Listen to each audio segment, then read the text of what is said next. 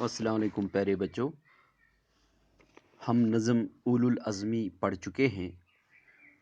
जितने भी अशार हैं उनकी हम तशरीह भी कर चुके हैं। तो आज नज़म उलुल अज़मी से मुतलिक चंद मश्की सवालात हैं, उनका हम जायज़ा लेंगे और उनके जो जवाबात हैं वो भी आज हम देने की कोशिश करेंगे, और ताकि आप लोगों के ज़हन में पूरी तरह से जो नज़म है ये आ जाए। तो सबसे पहला जो सवाल है ये है सवाल नंबर 1। जैसा कि आप उर्दू में देख सकते हैं, ये पेज नंबर 200 है और उस पे आप देख सकते हैं कि सफ़ा नंबर 200 पे सवाल जो पहला है इस नज़म के मुतल्लिक वो ये है कि इस नज़म का मौजू क्या है। तो आपको पता होना चाहिए कि जैसा कि जब आप यहाँ पे जवाब देखते हैं, यहाँ पे आप देख सकते हैं कि ये जो नज़म है, इस नज़म जैसा कि नज़म के अनवान से ही पता चलता है कि आज़ाद ने ये नज़म अपनी कौम के लोगों के दिलों में जोश और वलवला पैदा करने के लिए लिखी है। इस नज़म में शायर ने यह पैगाम दिया है कि ज़िंदगी के इस वसी तर मैदान को पार करने के लिए हमें हिम्मत और दिलेरी की अशद ज़रूरत है। लिहाजा इस पैगाम से ये बात सामने आ जाती है कि इस नज़म का मौजू उलुल अज़मी यानी आलमी हिम्मत और दिलेरी है। तो आपको नज़म जो है नज़म के अनवान से ही पता चला होगा कि उलुल अज़मी जो है उसका माना क्या है। जैसा कि मैं आपको पहले भी कह चुका हूँ, तो इस बारे में हम तफसीलन बात भी कर चुके हैं।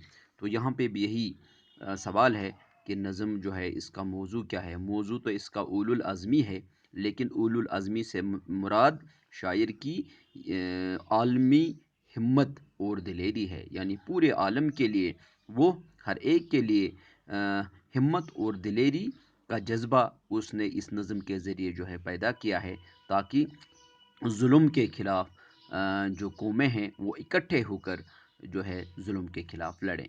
तो दूसरा सवाल जो ये है, इस नज़म का ख़ुलासा बयान कीजिए। तो इस नज़म का हमें ख़ुलासा लिखना है। ये नज़म आपको पता है मोहम्मद हुसैन आज़ाद की लिखी हुई बेहतरीन नज़मों में से एक है।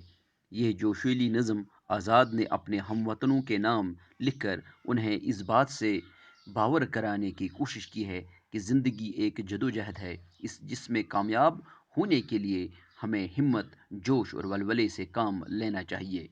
आज़ाद फरमाते हैं कि ज़िंदगी की इस जदोजहद में हमारे सामने बेशुमार मुश्किलात सामने आ सकते हैं, जिनका मुकाबला करने के लिए हमारे दिल में हिम्मत और जोश की ज़रूरत है।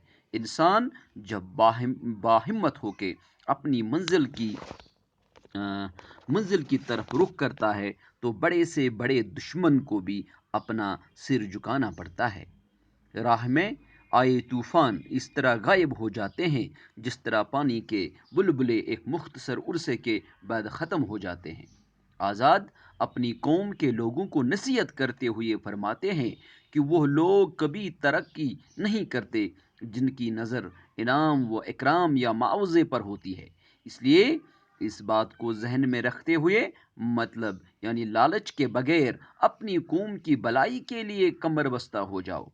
अल्लाह ने आपको अशरफुल मखलूक़ात का दर्जा अता किया है, इसलिए तुम इसका सही और बर वक़्त इस्तेमाल करके बदी के सिर को कुचल डालो, क्योंकि इतिहास गवाह है कि जब भी जुल्म हद से आगे बढ़ गया है, तो उससे मिटाने के लिए आली हिम्मत और जोशीले इंसानों ने एक अहम रोल अदा किया है।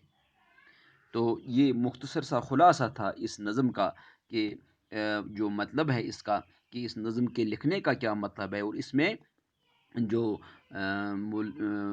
मौलाना महमूद हुसैन आज़ाद साहिब हैं, वो इस नज़म में किन चीज़ों को उजागर करने की कोशिश करना चाहते हैं। तो तीसरा सवाल जो यहाँ पे है, इस नज़म का कौन सा शेर आपको पसंद है। वैसे जब अब हम देखते हैं तो इस नज़म के का हर कोई शेर जो है एक दूसरे से बढ़कर लगता है। तो यूँ तो इस जब आप इसका जवाब देख लीजिए, यूँ तो इस नज़म के तमाम अशार नहायत ही खूबसूरत हैं, ठीक है? क्योंकि ये नज़म हमें आगे बढ़ने, इज़्ज़त से जीने और हिम्मत पैदा करने का सबक देती है। تاہم پھر بھی مجھے یہ شعر پسند ہے۔ آپ کو بھی کوئی ہو سکتا ہے، ہمت کے شہسوار جو گھوڑے اٹھائیں گے، دشمن فلک بھی ہوں گے تو سر کو جھکائیں گے۔ ٹھیک ہے، تو اس شعر کی ہم تشریح بھی کر چکے ہیں کہ جب انسان کے اندر جوش ہو، ولولہ ہو، انسان کے اندر ہمت ہو، تو دشمن اگر کتنا بھی طاقتور کیوں نہ ہو، اس کا جو مغرور سر ہوتا ہے اس کو جھکنا ہی پڑتا ہے، کیونکہ بدی نے کبھی سچائی کو ہرایا نہیں ہے۔ ہاں، دشواریاں پیدا ضرور کی ہے، لیکن آخر میں جیت جو ہے وہ بالکل سچائی کی ہی ہوتی ہے۔ اور آخر جو ظالم لوگ ہیں، جو ظلم ہوتا ہے، کہتے ہیں کہ ظلم جب حد سے بڑھ جاتا ہے تو مٹ جاتا ہے۔ تو یہ مٹانے والے لوگ بھی کون ہوتے ہیں؟ یہ تو مظلوم ہی لوگ ہوتے ہیں۔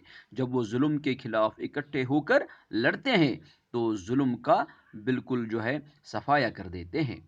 تو یہ اس نظم کی جو ہے تشریح ہے۔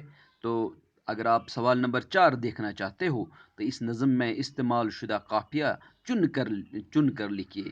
تو اس نظم میں جو قافیہ ہیں، جن کی ایک جیسی آوازیں ہیں، تو ایک جیسے جو الفاظ ہیں، تو آپ ان کو چن لیجئے یہاں پہ۔ ٹھیک ہے، تو یہاں پہ آپ دیکھ سکتے ہیں اس نظم میں حسب ذیل ہم وزن، جو ہم وزن قافیے یعنی قافیے استعمال کیے گئے ہیں۔ ہم وزن کا مطلب کہ جب شعر کا وزن جو ہے برابر کرنے کے لیے ایک جیسے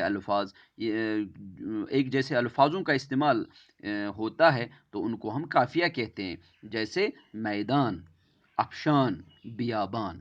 ٹھیک ہے، یہ تین جو ہے یہ قافیہ ہے، کیونکہ یہ ایک جیسے الفاظ ہیں۔ ٹھیک ہے، اگرچہ یہ میدان دوسری پہ میدان نہیں ہے، لیکن یہ جو اس کا وزن ہے یہ ایک دوسرے سے مشابہت رکھتے ہیں، آوازیں ایک جیسی ہے۔ تو اٹھائیں، جائیں، دبائیں، تو یہ تین بھی قافیہ ہے۔ اسی طرح سے حساب، فتح یاب، آب و تاب، آفتاب، یہ ایک جیسے الفاظ ہیں، تو ان کو ہم کیا کہتے ہیں؟ قافیے کہتے ہیں۔ تو اس نظم میں جتنے میں نے آپ کو بولے یہ سب قافیے ہیں۔ تو آج ہم یہاں ہی اس نظم کو مختصر کرتے ہیں اب۔ تو انشاءاللہ اللہ نے چاہا تو کل ایک اور موضوع کے ساتھ ہم شامل ہوں گے۔ تو جو ہم کل نظم پڑھنے جا رہے ہیں وہ نظم ڈاکٹر سر شیخ محمد اقبال رحمۃ اللہ علیہ کی نظم، بہت ہی مشہور نظم ہے جس کا نام ہے جگنو۔ اور اس کے بارے میں ہم جگنو کو پڑھنے سے پہلے ہم ڈاکٹر سر محمد اقبال رحمۃ اللہ علیہ کے بارے، ان کی حالات زندگی اور ان کی جو خصوصیات کلام ہے اس پر تھوڑی تفصیل سے بات کریں گے، اور پھر ہم آگے جگنو جو ہے اس نظم پہ جائیں گے۔ تو اللہ نے چاہا تو انشاءاللہ وہ سب کل ہوگا، شرط یہ ہے کہ زندگی رہی۔ تو آپ اپنے گھروں میں محفوظ رہے، خوش رہے، جب تک کے لیے اللہ حافظ و ناصر۔